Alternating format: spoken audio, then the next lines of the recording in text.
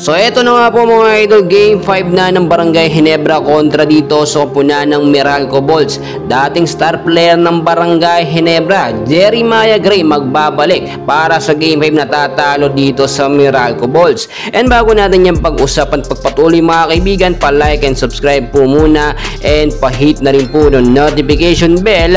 Maraming salamat po. Marami nagsasabi mga kaibigan na yung naging game 4 ay fixing game or naging bentang laban nga daw po kaya umabot sa game 5. But so far kung titignan po ninyo mga kaibigan, malakas po talaga ang depensa at offense at game na pinakita ng Meralco Bolts at hindi po natin maikakailayan dahil umabot nga po sa game 5. Medyo delikado nga po dito ang Barangay Ginebra dahil hindi po sila nagbabago ng first 5 line na pinagsasabay din madalas. Ito si Christian Stan Hardinger at si Japet Aguilar. Pero napakagandang balita po ang ating nakuha dahil nga po dating star player na hindi pa nakakapaglaro at muling nagbabalik nga po Jeremiah Gray after ng injury. Posibleng makalaro na nga po ngayon sa game 5 ng Barangay Ginebra at ng Meralco Bolts.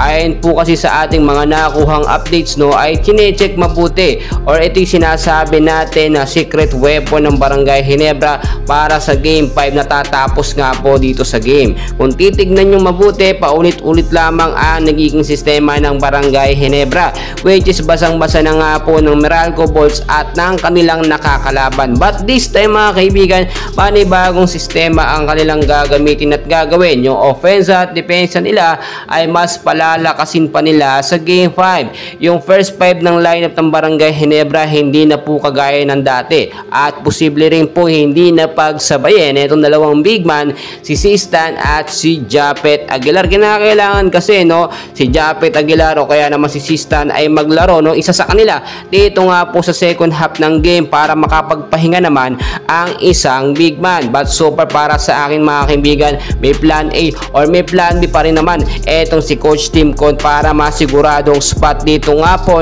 sa finals. Tignan nyo mabuti yung depensa rin po kasi na pinapakita ng Meralco Bolts ay pangontra talaga dito sa Barangay Ginebra. Pero iba na ngayon mga kaibigan, once kasi na makapaglaro eto nga pong dating star player na si Jeremiah ay napakalaki ng tsansa ng Barangay Ginebra na manalo dito sa game 5. So mga kaibigan, naabangan natin mamaya may live game ng Barangay Ginebra at Meralco Bolts. So dyan lamang kayo, and please huwag kalimutan mag-like and subscribe para ma-update ko rin kayo sa mga kaganapan mamaya sa game.